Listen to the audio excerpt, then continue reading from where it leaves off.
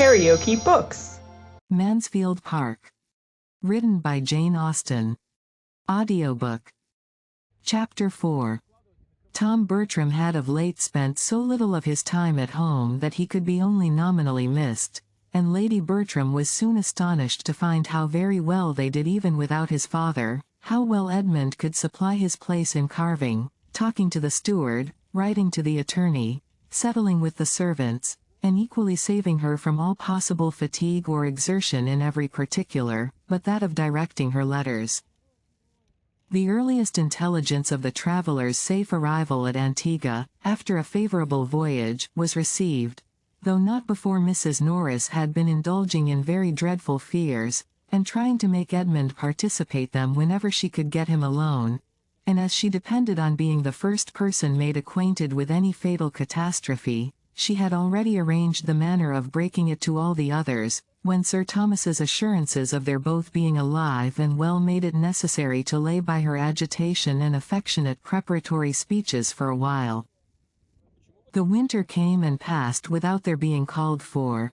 The accounts continued perfectly good, Minos and Mrs. Norris, in promoting gaieties for her nieces, assisting their toilets, displaying their accomplishments, and looking about for their future husbands, had so much to do as, in addition to all her own household cares, some interference in those of her sister, and Mrs. Grant's wasteful doings to overlook, left her very little occasion to be occupied in fears for the absent.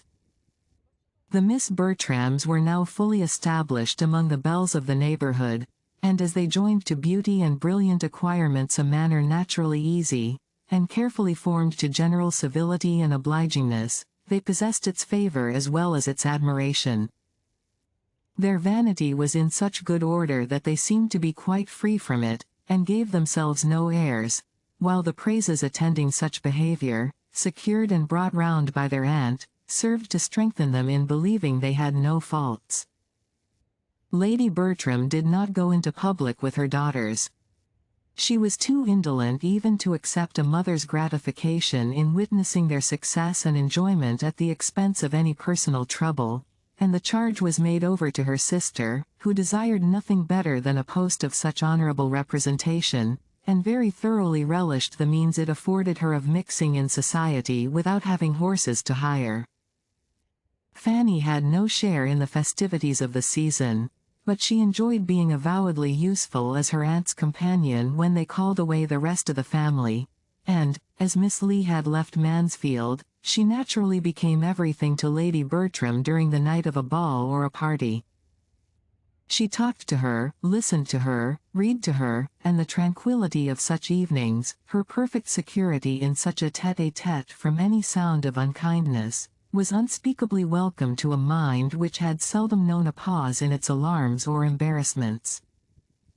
As to her cousin's gaieties, she loved to hear an account of them, especially of the balls, and whom Edmund had danced w.h., but thought too lowly of her own situation to imagine she should ever be admitted to the same, and listened, therefore, without an idea of any nearer concern in them. Upon the whole, it was a comfortable winter to her, for though it brought no William to England, the never-failing hope of his arrival was worth much. The ensuing spring deprived her of her valued friend, the old grey pony, and for some time she was in danger of feeling the loss in her health as well as in her affections, for in spite of the acknowledged importance of her riding on horseback, no measures were taken for mounting her again, because, as it was observed by her aunts, she might ride one of her cousin's horses at any time when they did not want them, and as the Miss Bertrams regularly wanted their horses every fine day, and had no idea of carrying their obliging manners to the sacrifice of any real pleasure, that time, of course, never came. They took their cheerful rides in the fine mornings of April and May, and Fanny either sat at home the whole day with one aunt, or walked beyond her strength at the instigation of the other, Lady Bertram holding exercise to be as unnecessary for everybody as it was unpleasant to herself, and Mrs. Norris, who was walking all day, thinking everybody ought to walk as much. Edmund was absent at this time, or the evil would have been earlier remedied. When he returned to understand how Fanny was situated, and perceived its ill effects, There seemed with him but one thing to be done, and that Fanny must have a horse was the resolute declaration with which he opposed whatever could be urged by the supineness of his mother, or the economy of his aunt, to make it appear unimportant. Mrs. Norris could not help thinking that some steady old thing might be found among the numbers belonging to the park that would do vastly well, or that one might be borrowed of the steward, or that perhaps Dr. Grant might now and then lend them the pony he sent to the post. She could not but consider it as absolutely unnecessary, and even improper, that Fanny should have a regular lady's horse of her own, in the style of her cousin's. She was sure Sir Thomas had never intended it, and she must say that, to be making such a purchase in his absence, and adding to the great expenses of his stable at a time when a large part of his income was unsettled, seemed to her very unjustifiable. Fanny must have a horse, was Edmund's only reply. Mrs. Norris could not see it in the same light. Lady Bertram did. She entirely agreed with her son as to the necessity of it, and as to its being considered necessary by his father. Minus she only pleaded against there being any hurry. She only wanted him to wait till Sir Thomas's return, and then Sir Thomas might settle it all himself. He would be at home in September, and where would be the harm of only waiting till September?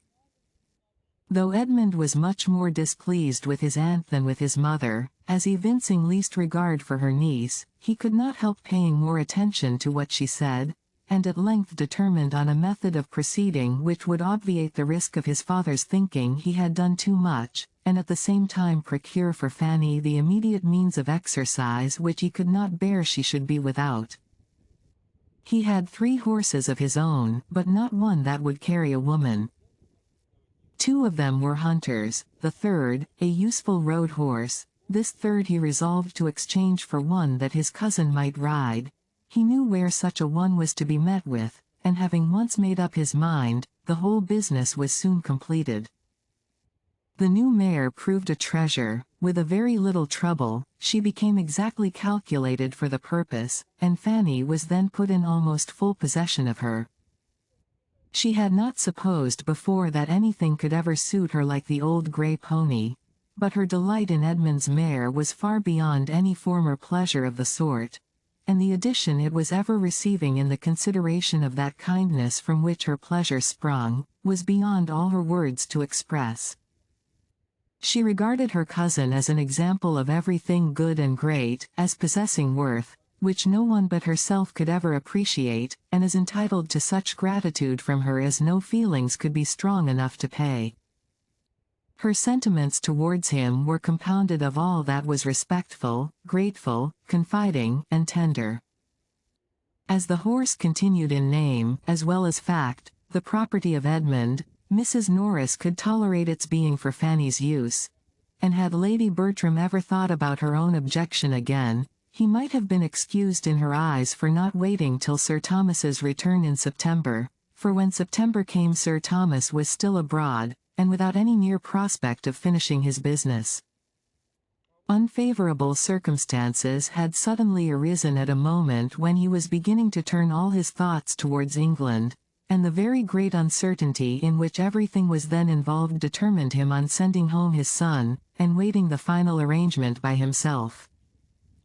Tom arrived safely, bringing an excellent account of his father's health, but to very little purpose, as far as Mrs. Norris was concerned.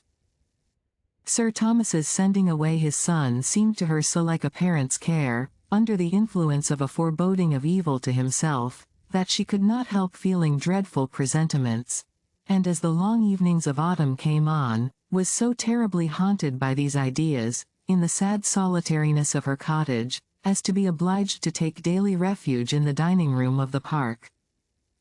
The return of winter engagements, however, was not without its effect, and in the course of their progress, her mind became so pleasantly occupied in superintending the fortunes of her eldest niece, as tolerably to quiet her nerves.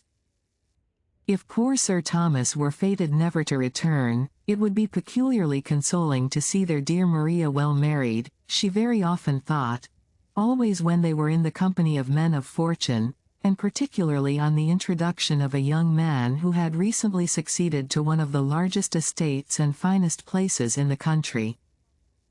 Mr. Rushworth was from the first struck with the beauty of Miss Bertram, and, being inclined to marry, soon fancied himself in love.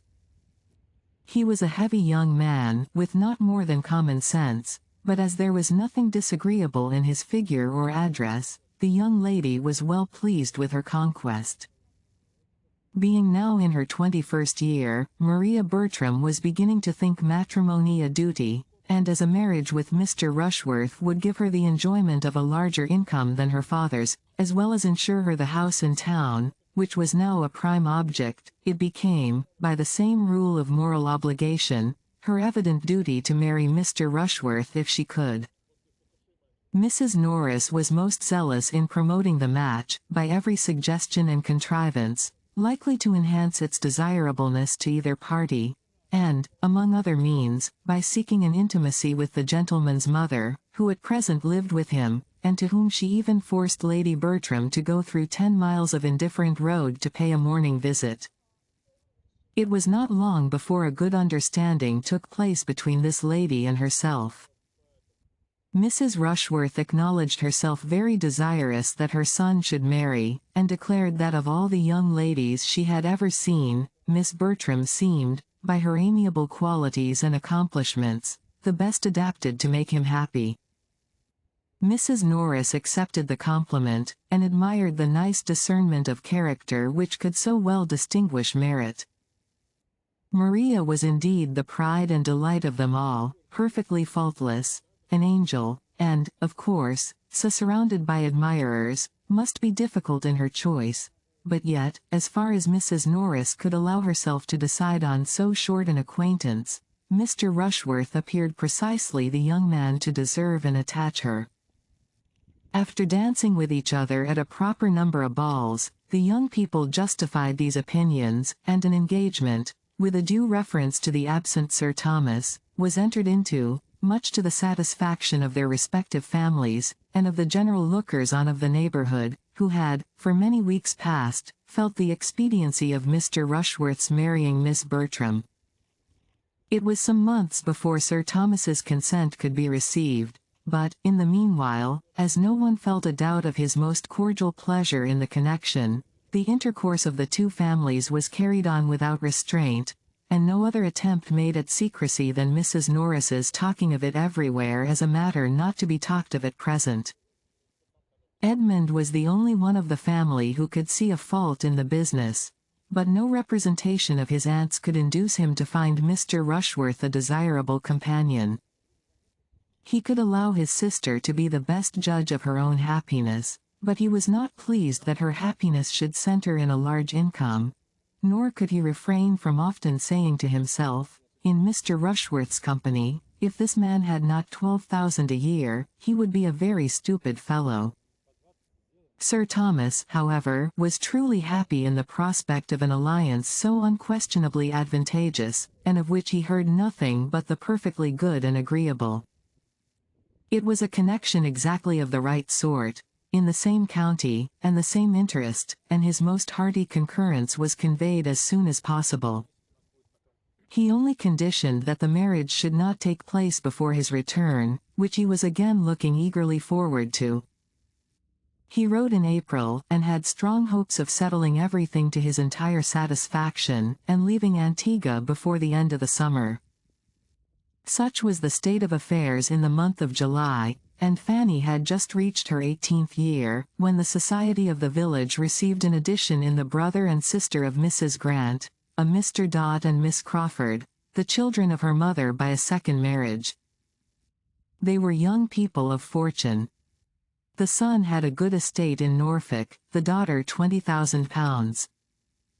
As children, their sister had been always very fond of them, but, as her own marriage had been soon followed by the death of their common parent, which left them to the care of a brother of their father, of whom Mrs. Grant knew nothing, she had scarcely seen them since. In their uncle's house they had found a kind home. Admiral and Mrs. Crawford, though agreeing in nothing else, were united in affection for these children, or at least were no farther adverse in their feelings than that each had their favorite, to whom they showed the greatest fondness of the two. The Admiral delighted in the boy, Mrs. Crawford doted on the girl, and it was the lady's death which now obliged her protégé, after some months' further trial at her uncle's house, to find another home. Admiral Crawford was a man of vicious conduct, who chose, instead of retaining his niece, to bring his mistress under his own roof, and to this Mrs. Grant was indebted for her sister's proposal of coming to her, a measure quite as welcome on one side as it could be expedient on the other, for Mrs. Grant, having by this time run through the usual resources of ladies residing in the country without a family of children, having more than filled her favorite sitting-room with pretty furniture, and made a choice collection of plants and poultry, was very much in want of some variety at home. The arrival, therefore, of a sister whom she had always loved, and now hoped to retain with her as long as she remained single, was highly agreeable, and her chief anxiety was lest Mansfield should not satisfy the habits of a young woman who had been mostly used to London. Miss Crawford was not entirely free from similar apprehensions, though they arose principally from doubts of her sister's style of living and tone of society, and it was not till after she had tried in vain to persuade her brother to settle with her at his own country house, that she could resolve to hazard herself among her other relations. To anything like a permanence of abode, or limitation of society, Henry Crawford had, unluckily, a great dislike. He could not accommodate his sister in an article of such importance, but he escorted her, with the utmost kindness, into Northamptonshire, and as readily engaged to fetch her away again, at half an hour's notice, whenever she were weary of the place. The meeting was very satisfactory on each side. Miss Crawford found a sister without preciseness or rusticity minus a sister's husband who looked the gentleman, and a house commodious and well fitted up, and Mrs. Grant received in those whom she hoped to love better than ever, a young man and woman of very prepossessing appearance. Mary Crawford was remarkably pretty. Henry, though not handsome, had air and countenance. The manners of both were lively and pleasant, and Mrs. Grant immediately gave them credit for everything else. She was delighted with each, but Mary was her dearest object, and having never been able to glory in beauty of her own, she thoroughly enjoyed the power of being proud of her sisters. She had not waited her arrival to look out for a suitable match for her. She had fixed on Tom Bertram. The eldest son of a baronet was not too good for a girl of £20,000, with all the elegance and accomplishments which Mrs. Grant foresaw in her, and being a warm-hearted, unreserved woman, Mary had not been 3 hours in the house before she told her what she had planned. Miss Crawford was glad to find a family of such consequence so very near them, and not at all displeased either at her sister's early care, or the choice it had fallen on. Matrimony was her object, provided she could marry well, and having seen Mr. Bertram in town, she knew that objection could no more be made to his person than to his situation in life. While she treated it as a joke, therefore, she did not forget to think of it seriously. The scheme was soon repeated to Henry. "And now," added Mrs. Grant, "I have thought of something to make it complete.